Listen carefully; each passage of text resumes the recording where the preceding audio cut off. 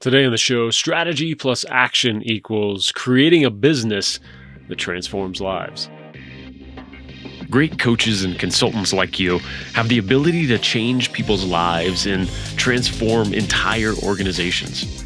And your impact can often go far beyond the clients you work with.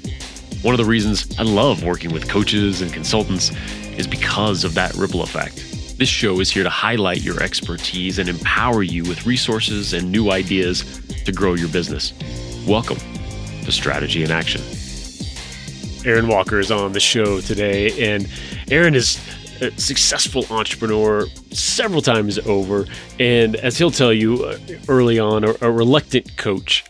He was challenged by a good friend of his and jumped in, fell in love with that aspect of things, and has really expanded and grown not only this idea of coaching and really, guiding people through, business journey, life journey, all those things, but has been very purposeful about building a business around that. That's his strength. Yeah, that realization early on is as meaningful as coaching folks was one-on-one. That's not a business, right? It's another version of a job. And so he really figured out this model to combine those things, really help all these men that he was helping and continues to today, but be able to do that at scale and treat it like a business, something that's bigger than him. And I think that's the real power in this. And the topic that we dig into deep is this idea of doing just that. How do you scale in coaching, but not, just scaling for scaling's sake, not just more, because you could take on more clients and you're still trading time for money at that point. But there's so many areas that you can do this in. And Aaron has done this with masterminds. He has his mastermind, Iron Sharpens Iron. And the model that he has is really this core group. So he'll cap each mastermind at 10 and then start a new one and expand from there. And that expansion is going even further now, all in the service of changing more lives. This is a wonderful interview. You're going to enjoy the heck out of it. Some amazing, fun stories from Aaron, and a really incredible example of how to take your coaching practice and shift that into more of a business while keeping that core mission of really helping people at the forefront. All right, let's jump in. Aaron Walker, welcome to the show. Hey, Jason. Man, how you been? Oh, so good. I appreciate you being on. I love that Scott Smith introduced us, and we got to have a great conversation last week, and now an even better one, I anticipate. Man, don't you love Scott Smith? Isn't he just a champion of guys? I mean, just to talk to him, I'm always encouraged. There's some people you talk to, you're like, I want to jump off a bridge. And then there's other guys like Scott Smith you talk to, and it's like, man, don't go now. Cancel your other appointment. Let's talk longer. And he's a good mutual friend. So I'm glad he connected us. Yeah, I am as well. And I'm so excited to have you on. I mean, there's 40 different topics we can talk about without a doubt. But I love this really amazing concept that I want to dig in deep with you on is really, building a business out of your coaching practice, which you have done so well, and really creating something that's beyond yourself, that's so much bigger, that still it is you 100%, but is extended out.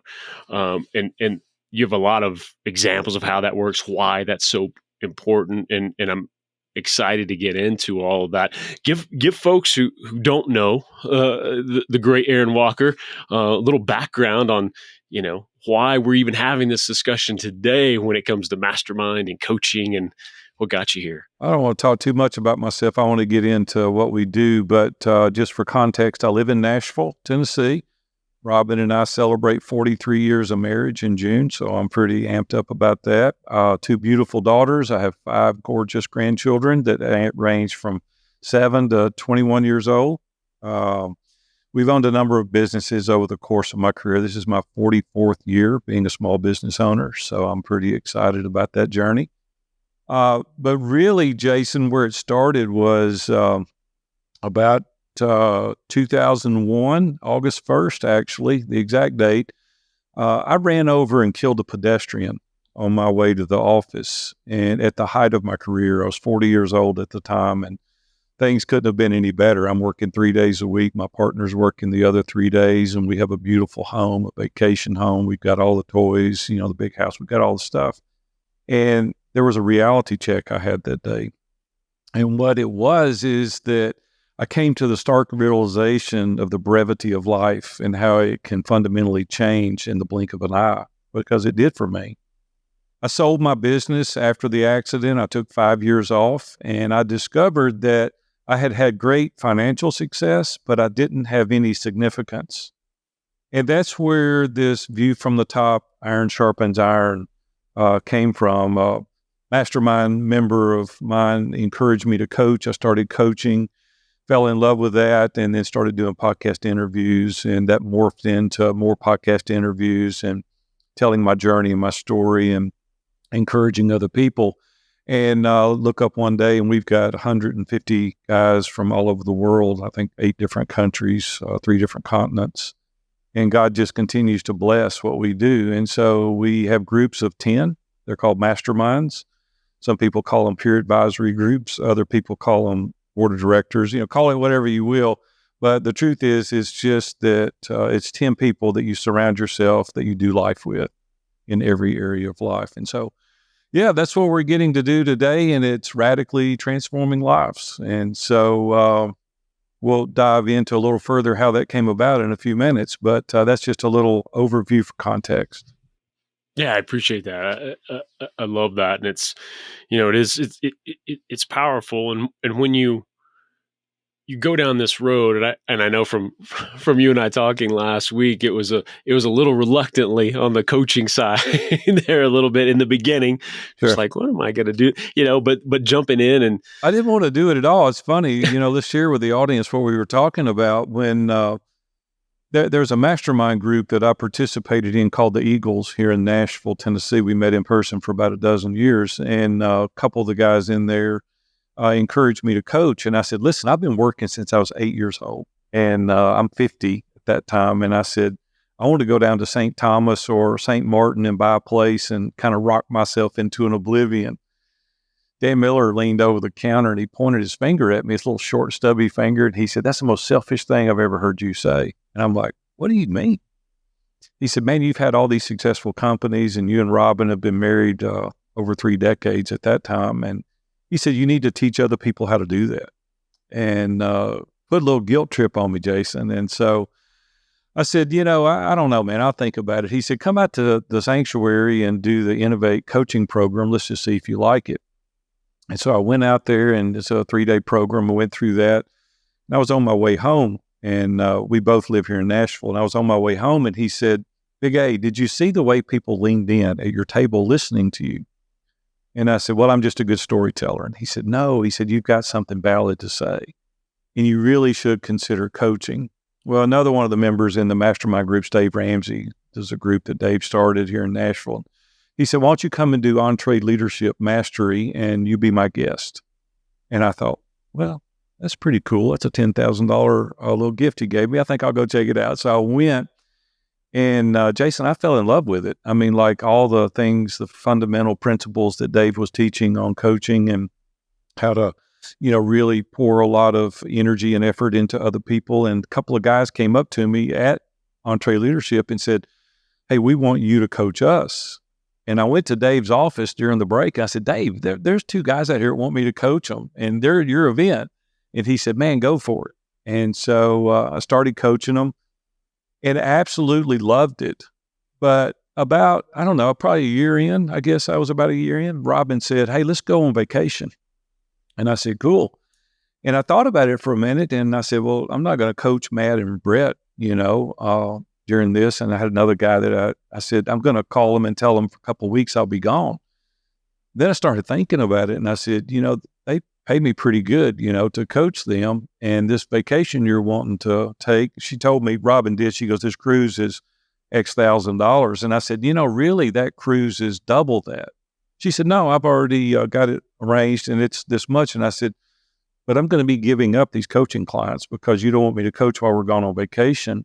And that's loss of revenue. And so I can't recover that. And she said, what are you saying? I said, I'm saying that this trip's going to cost us double.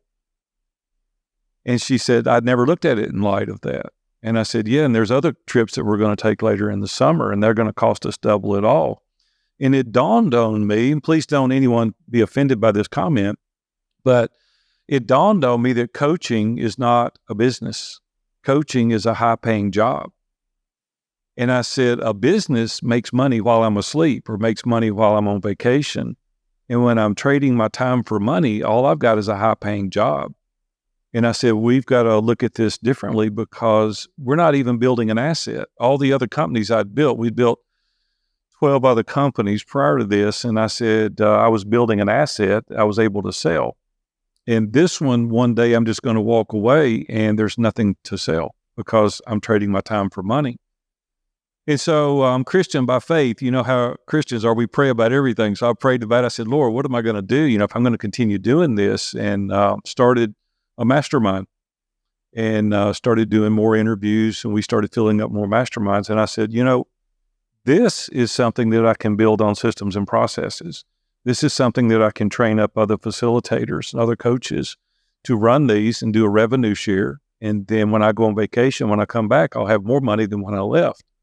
And so that's exactly what we've done, Jason. We've built out a model that we have learned to scale mastermind groups, and we work with a lot of coaches. I train people all over the world to build mastermind groups, and that when they go on vacation and they come back, they have more money than when they left. So now we've got an asset that one day, when I do decide to retire, it's built on the foundational principles of what masterminds are geared to do. We have other facilitators that are leading those.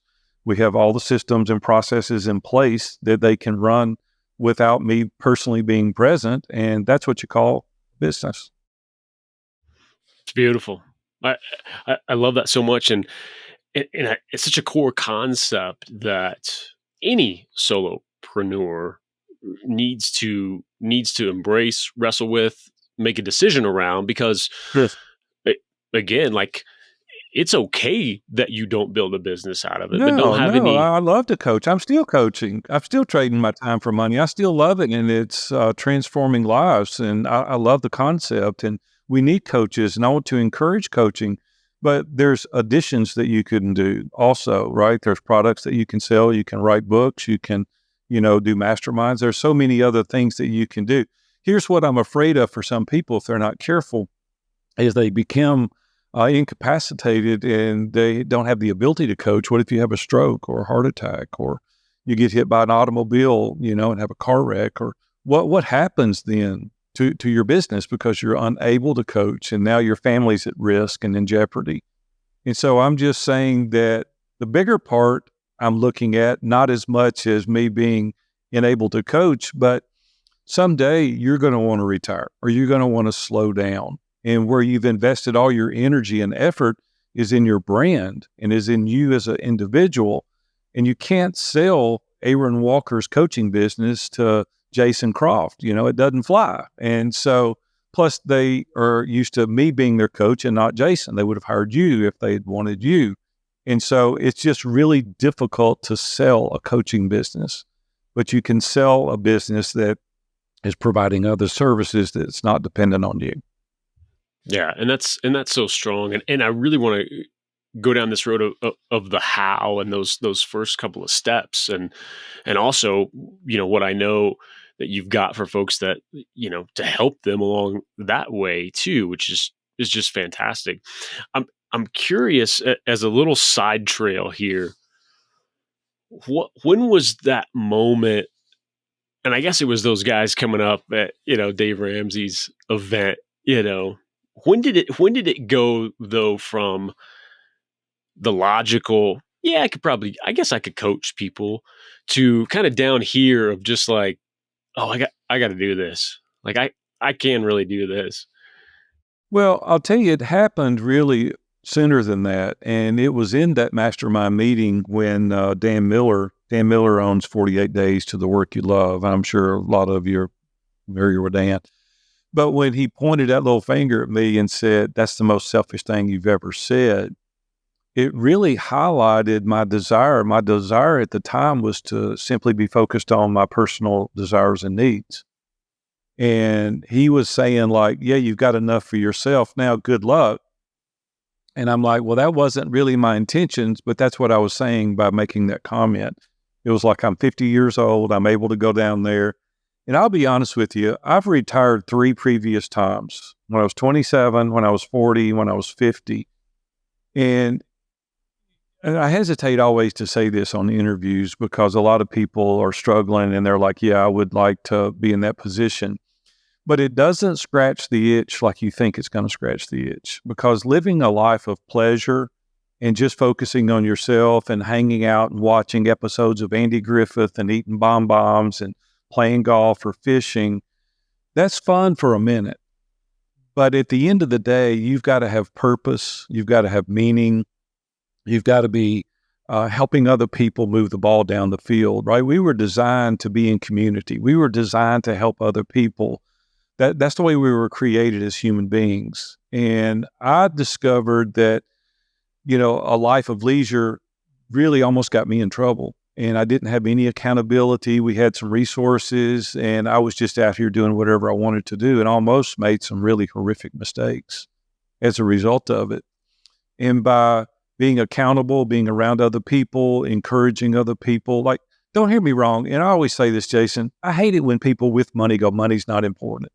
It's not true. Money is very important. Like, I want to make more money. I like making money. I like having a nice car. I like having a nice boat, a nice house. I love to take nice vacations.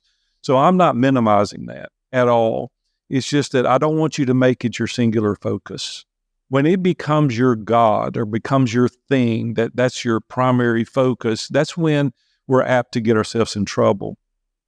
What I teach people to do every single day is continue to try to add value, and the sale will happen, right? Whether it's in coaching or masterminding or whatever you're doing, it's the person that tries to add value. I got robbed in another car not too terribly long ago, and I went, and there was this one salesman. It was pressure. It was high pressure. It's just tell him, if you don't get the deal now, it may be up late. It's just high pressure. And I was like, I didn't like the way that felt. Like, he had to make the sale. And I'm a big Toyota fan. I love Toyota. I got a big Toyota Tundra, and I love Toyotas. And I went to the Toyota dealership, and all the guy wanted to do was talk about the quality of the car, the features and the functions and the gas mileage and how it operated. And I was like, he wasn't trying to make the sale. He was trying to show me the quality of the automobile.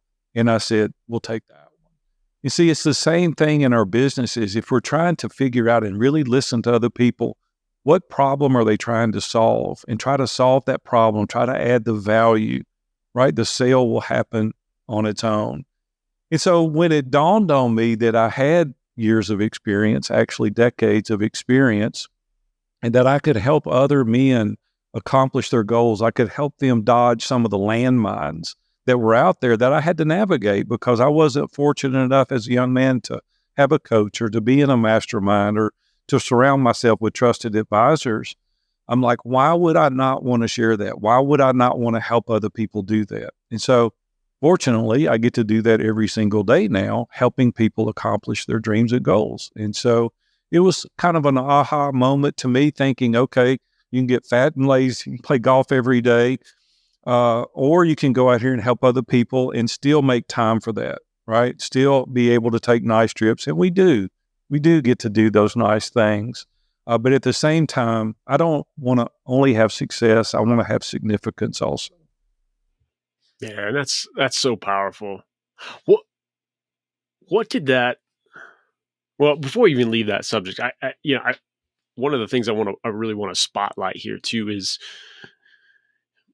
what you were experiencing even before you started coaching was that mastermind benefit and being intentional about who you surround yourself with, and you know because somebody walking down the street or overhearing your conversation in a cafe saying the same thing that Dan said to you, Wouldn't have maybe would have mattered as hit, much. maybe not. Probably But not. yeah, when you have that trusted person who's going to speak truth and isn't going to let you get away with maybe your flippant comment, right? Yeah, right. Everybody else, that you associate with, if you don't meet with on a regular basis, would have laughed and said, yeah, Big A, go on down to St. Martin, buy you a place, enjoy yourself. That's what they would have said. Yeah. But let's dive into that, because I think you've really hit on something here. So let's break that down a little bit. So I didn't even want to do that mastermind with Dave and Dan and those guys either, to be honest with you. So let's tell that story for a second. I met Dave in the early 90s at a Chamber of Commerce breakfast. Like, he was on one radio station here in Nashville. And I stopped at the Chamber of Commerce breakfast, and 25 people there, and I went up and introduced myself afterwards. And he came down to our new business and saw it. I invited him down, and he said, why don't you advertise on my show? And I said, man, I just met you 30 minutes ago. And he said, he said, you should try it. I think you would be a great advertiser. And I said, no, nobody's ever even heard of you. I don't even know you. Nobody else has heard of it. I just met you 30 minutes ago. He said, I'll give you a free week if you'll try me. So I tried him for a free week. And in the course of that, ended up building a relationship. We signed up an annual contract, and then I sponsored his show for 21 years after that. So we became very good friends. But back years after we started advertising together, I was at a Mercy Me concert in Nashville, and Dave and Sharon were sitting in front of Robin and I. And during intermission, Dave said, hey, I want to invite you to join a mastermind group that I'm starting. And I said, I don't even know what a mastermind group is. And he said, just come to my office Wednesday morning at 7 o'clock. I'll introduce you. So I went home and told Robin, and I said, Robin, I don't want to go. And she said, wow. And I said, you know how Dave is. He's going to be all up in my face. He's going to find out I got a credit card. He's going to find out we got real estate debt. And she said, why don't you just go try? So I went, and I sat there week after week after week, every Wednesday, and guys pouring their heart out. There were 10 guys in the room pouring their heart out. And I went home after about a month or two, and I said, Robin, they're as confused and screwed up as I am. And she said, well, there you go. You found your people. And so we just continued to meet week in and week out. And it was a safe place for me to let the veil down. There was no facade. And I could share when Robin and I were struggling. I could share when I was struggling as a dad. We have cash flow issues I could share. And the truth is, they had context to my environment. And so they were able to help me. People that we meet on the street, or we go to a bonfire and get all emotional, and they call it a mastermind, and they're wearing a name tag. You don't even know who they are. And they tell you to go do something, and you go do it, and you fail miserably. And you wonder why, because they have no context. They don't know anything about your vision, your aspiration, your superpowers, your kryptonite, your blind spots. They don't know your family. They don't know your abilities, your capabilities.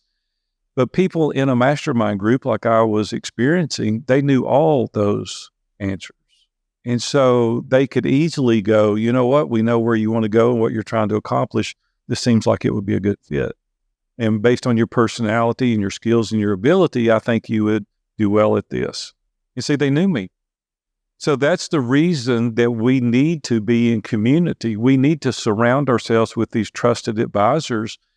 Otherwise, we're going to be taking advice from people that don't know us. And so I just believe that isolation is the enemy of excellence. And if we really want to excel in our life, we have to surround ourselves with people that have this context, that can hold us accountable, that can hear our vision, that can introduce us, that can give us resources, that can give us ideas, that can walk the journey with us. And when you do that, you'll be exponentially more successful and a lot more significant over the whole course of your life.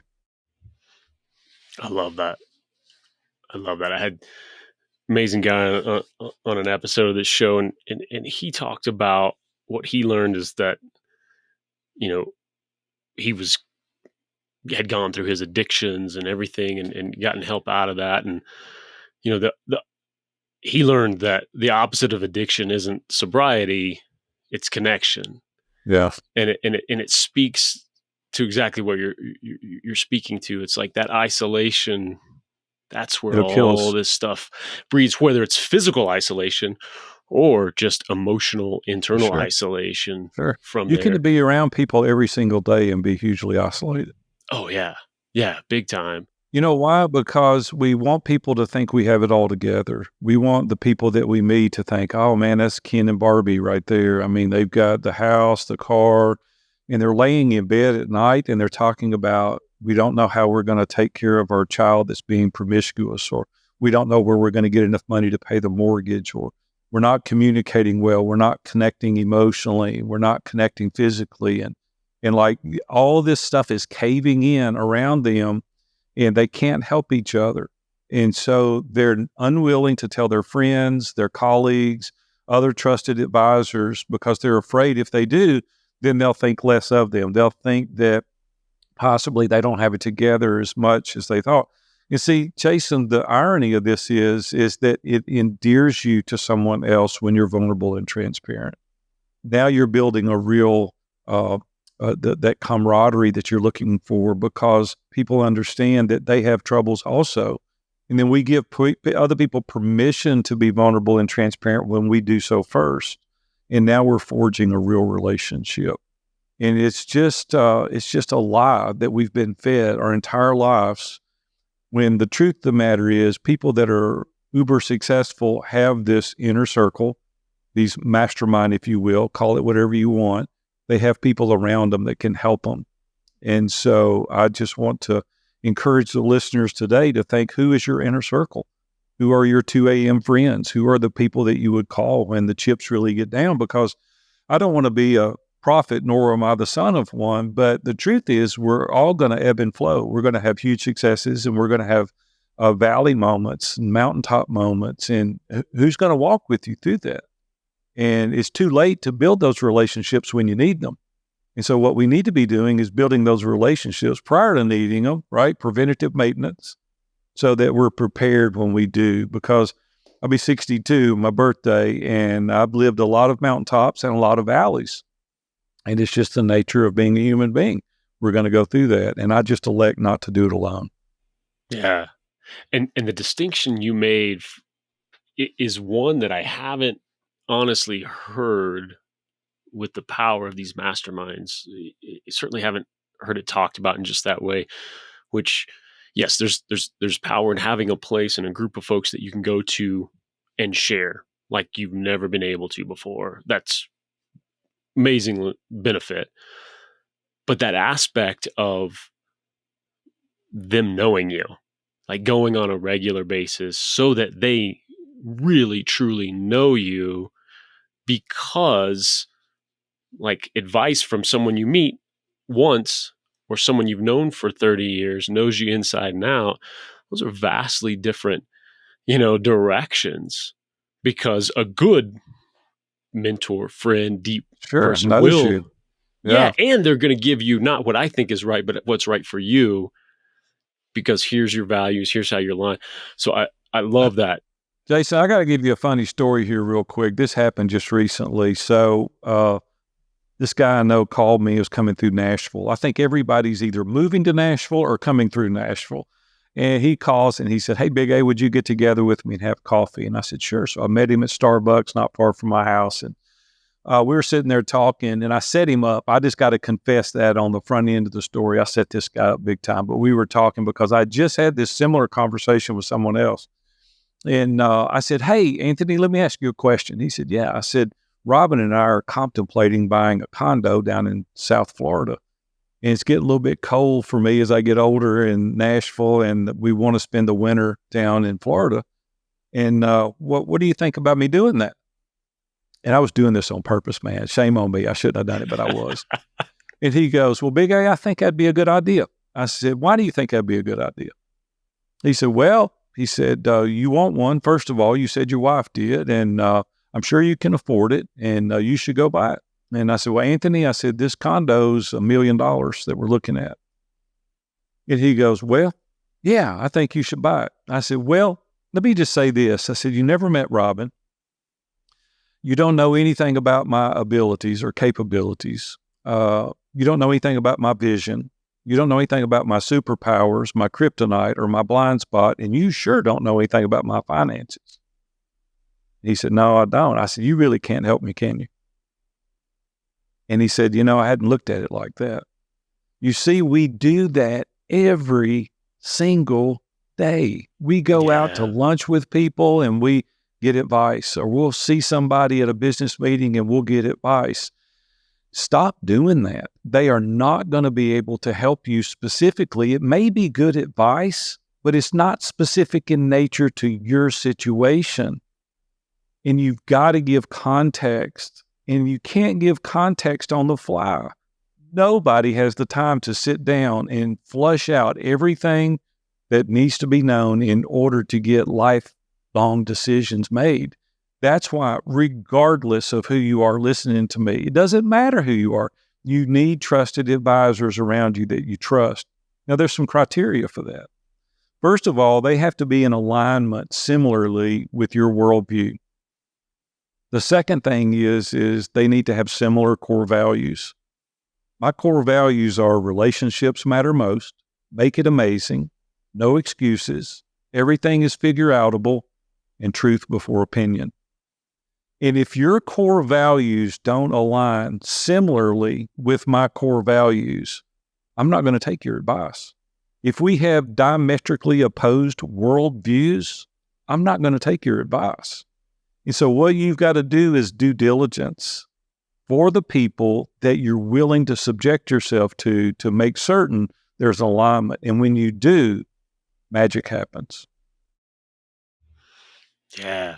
And on that other side, in giving advice, right? Why do we do that? Why do we go, well, yeah, seems like something Aaron wants to do. Like, yeah, buddy, go ahead, do that thing. Well, that's advice for that side of it too. When someone's asking for that advice, if you don't know them inside and out, right, to either say, I honestly couldn't tell you, or that's your opportunity to dig in. Well, sure. Then get context. Take the time to get context, right? Yeah, that's powerful. I love that so much. I want to shift a little bit into the how-to some. So when of these masterminds, because you have a very unique structure to it, very solid, replicable structure to these. When you made that shift, you made that decision that, all right, I've got to figure out a way to take my business acumen, put that into this world here and make this a business. Was Mastermind, was that the first idea and plan, and what did that look like? No, it's funny. I think my whole life happens by accident sometimes. I didn't want to do those either. I started doing these podcast interviews just to tell my story. And John Lee Dumas had me on Entrepreneur on Fire about 7 or 8 years ago. And I've been on his show a number of times since then. We built a friendship over the years. But we had 15 one-on-one clients the day after that first episode aired. Wow. And I went in the house and I said, Robin, I got 15 people. I don't know what to do with them. She said, what do you mean? And I said that 15 people heard me on an interview. They want to hire me to be their business coach. And I said, I think I'm going to start a mastermind. And I didn't really want to start a mastermind. I'd been in one forever and I didn't want to do it because I knew it was going to require some of my time and I didn't want to do it. And she said, okay. So I started the mastermind. We filled the mastermind group up, and Pat Flynn invited me to be on Smart Passive Income. And so I was on Smart Passive Income. And we filled up 2 mastermind groups with one 30-minute interview. And I went to Robin and I said, Robin, I got to start 2 more groups. And she said, here we go again. She goes, I've heard this song and dance so many times. And I said, well, this is it. This is it. Just 2 more groups. And then I think we just started our 16th group. Our 16th group we just started last week. But God just keeps sending all these amazing entrepreneurs. And we just keep starting these groups. And then these guys are starting businesses together. They're holding each other accountable. It's turned into a community. We've really built a community is what we've done. And so the framework is very simple in nature. It poses an opportunity for each person to be able to share what we call man in the middle. And so I won't go through all the framework today, but it's just allowing you a situation that you can tell your story succinctly in a manner that they have context because you're meeting weekly, so on a video conference call. I developed a program called Come As You Will Be, and it's where we focus in 5 key areas of your life: relationally, personally, professionally, spiritually, and physically. And in that, you have aspirational goals, big, hairy, audacious goals in every one of those 5 key areas. And we built a digital accountability tool that overlays on it. So we know what you're working on every single week to hold you accountable to the task. And if you focus on the task, the goal will take care of itself. And so historically, you will come and present what it is that you're trying to accomplish, get the feedback. Next week, you're held accountable. So you're constantly interacting. You're constantly giving feedback. What's cool about this is that most of the guys are having to adjust their goals because when you get this laser focused, you accomplish more than you think you can.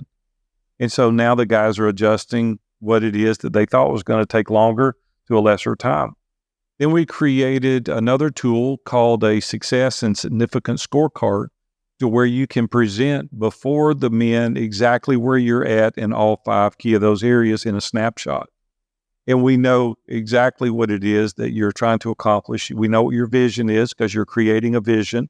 We know what your purpose is. We know what the meaning behind it is. A lot of people create vision boards to where they have it in their offices or in their home. They know exactly what they're doing.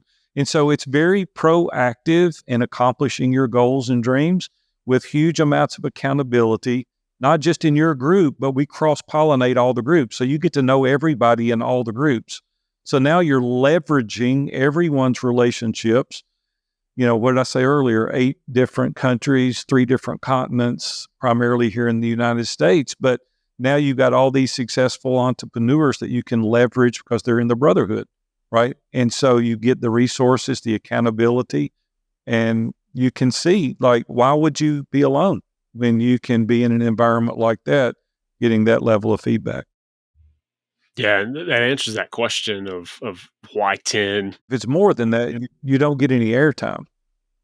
Like if you got these groups with 20, 30, 40 people, like nobody knows who Jason Croft is. But when you've got a group of 10, and we're really big on participation, we want you to show up every single week. Sometimes you can't. We get it. You're sick or you're out of town. I understand that. But the vast majority, we're averaging over 90% attendance to every group. We've been doing this 10 years. We've had guys meeting 9 years in the same group.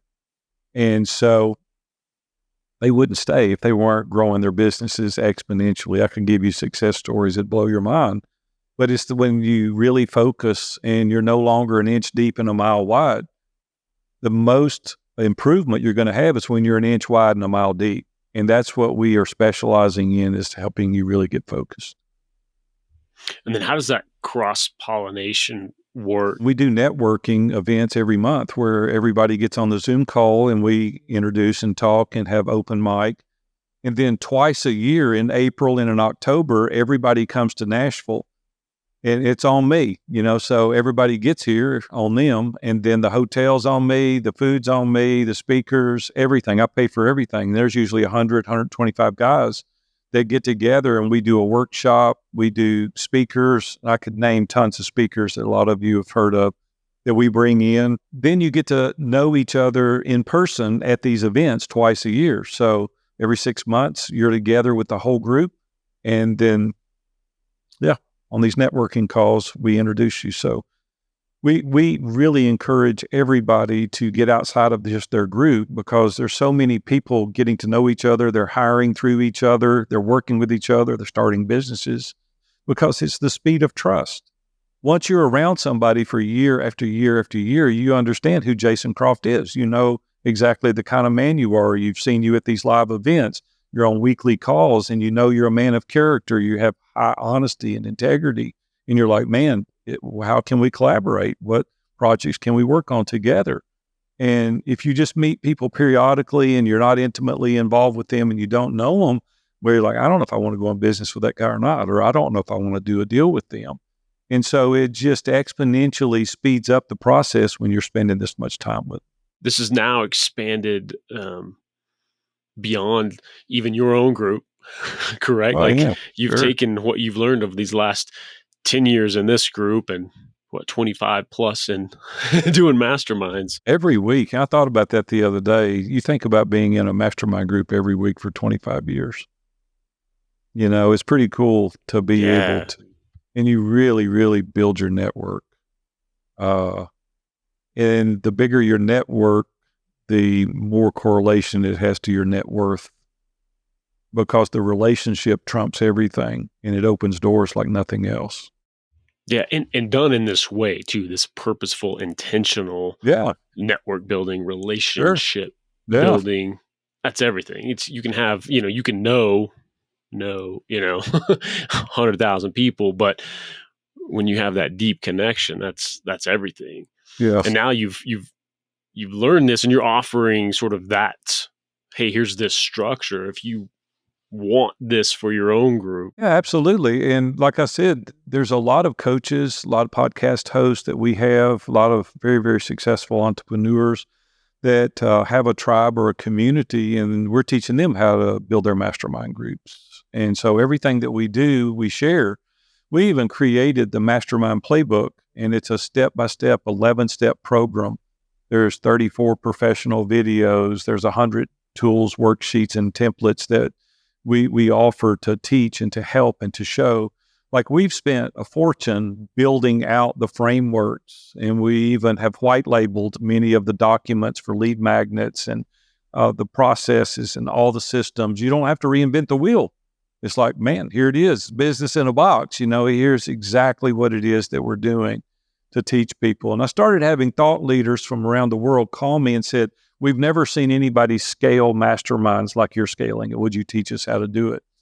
And I initially said no. I was like, I'm busy, I don't have time. And then I kept getting these calls, and I thought I was going to run them away. And I said, well, yeah, here's what I'll charge you. And they said, where do we send the money?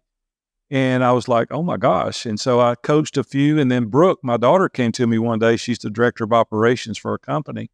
She said, Dad, we need to create a playbook. And I said, I don't want to do that. It's going to take too much time, too much resources, and our team is busy. And she finally convinced me to do it. And it did. It took a lot of time, about 18 months, a lot of resources to put it together, but we did. And I'm glad that we did now, because it's the framework is written out for people to follow. And then now they can go out and they can do exactly what we're doing, because we don't hide anything. We tell exactly what it is, what we're doing. A guy came to me one day and he said, Big A, I'm going to join your group, but I'm going to be honest with you. I only want to join because I want to do exactly what you're doing. And I just felt like I needed to tell you the truth. I said, good, come on, I'll teach you everything I know. And I did. And he was very successful at it, and he's still in the group, and he stayed in for years. He's like, I experienced it firsthand. He learned how to do it. Listen, there's 8 billion people on the planet. Okay. We have a few hundred. Oh, there's plenty of people out there. And I've learned a long time ago that the way to get ahead is to share, not to hide the secret sauce, not to hold your cards close to your vest. Like I have an abundance mindset. I don't have a scarcity mindset. And the more we pour in, the more we give, the more we help, the more we grow. And it's just the way it is. And so that's my mindset. I see a very strong pattern in your life, Aaron, of people telling you what you need to do, you fighting it tooth and nail, and then coming into it, agreeing to it, and being very successful with it. So you figure if you're going to be there, you may as well give your best, right? That's right. So what's next? Is there, I'm sure still, expanding iron sharpens iron, and any different shifts and major. Yeah, we just made a major shift here. To be honest with you, I don't know how long we have for the interview, but so I didn't want to grow. Like, I capped it at 150. I said, that's all I want to do. I don't want to manage any more than that. We had 15 groups, and I said, I don't want to manage that. And I've mentioned a couple of times in this interview, I'm a Christ follower. And so every day I spend time in meditation and prayer and reading scripture, and very involved in my faith, Christianity. And one day the Lord just put on my heart, it said, listen, you've got a talent and a skill to train and teach other people. I'll decide when you cap this. And I was like, I don't want to do anymore. Like, selfishly, I don't want to do anymore. Like, I retired 12 years ago, and I don't really want to do anymore. And so I went to our team and I said, I think the Lord gave me a word. like it's radically transforming lives. And I think we need to open the door. And so we hired an integrator that was a very successful person that had built a very successful company. And we said, we need you to really shore up what we're doing, put the systems and processes in place, because we fail to the level of our systems. And if we don't have proper systems in place and procedures and policy, we're not going to be able to scale. So we spent 2 years revamping what we had already done, building all the systems, the processes. We redid the org chart. We redid the job roles. We hired, additional help. And now we're in a position we can scale even far greater thousands if we elect, or I guess if God elects. And so now we're working as hard as we can work, and we're dependent on the Lord leading the people to us. And so I say work like it depends on you and trust like it depends on the Lord. So that's what we do each and every day. And people are coming. We're starting new groups. And as they do that, I just want to be obedient. I don't want to sit on the beach anymore in St. Martin and do nothing, right? I've played a lot of golf. I've fished a lot. I've done all those things. What gets me up every day, Jason, you asked what's different, is seeing the transformation of people's lives, helping them succeed personally, professionally, and spiritually, every area. And you don't have to be a Christian to be in our organization. We do attract a lot of Christian people because I'm Christian by faith. And I don't use it, but I don't hide it either. I just am who I am, right? And so we have atheists, Hindu, Muslim, Buddhist, Christian, Catholic, Seventh-day Adventist. We welcome you to be a part of our organization. We want you to be in. And so we're just training up people to be better and to be the better version of themselves. It's such a ripple effect. When you're helping these guys in this group, how many employees' lives are you changing of these guys and families? And it's crazy. I don't know how you would calculate that. Yeah, you just can't. Immeasurable. And when you let that in a little bit, it does get you to, all right, we'll do some more. It's just so gratifying. It's just so. Back to your original question, what's up for us now? We started a podcast called View from the Top. And so really enjoying doing that. It's growing. We're having a lot of good guests. And Kevin Wallenbeck is the co-host on that. We call him Wally. Everybody calls me Big A. And we're having a great time. So be sure to go subscribe to our podcast, View from the Top.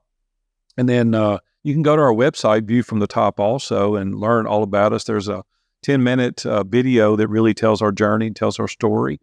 And I'd love for you to watch that and kind of figure out who we are and what we're about. We're never hard twisting arms, coercing, limited time. We don't do that. We're like, hey, if this is good for you, we want you here.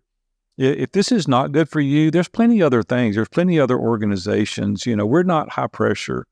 And I think because of that is the reason we've gotten quality people and they don't leave. They stay, and they why would you want to leave? If you're growing in every area of your life and you're getting a huge ROI and you're around a community of solid people, isn't that what life's all about? Doing life to its highest, being able to accomplish what you want. I don't know about you, but you can go faster alone, but you can sure go much further with a community, with a tribe. And so I've just elected for the past almost 3 decades to go with a tribe, and I've sure gotten a lot further than I did alone. Yeah, and I've got my own answer to this. I think you've painted a good picture, but who is that person who needs to reach out and this is a perfect fit for? Where are they in life? What's going on? Yeah, I appreciate that. Historically, the participants or applicants are small business owners. We have some with very large companies, and then we have some solopreneurs, and so everywhere in between. We also have C-suite level executives.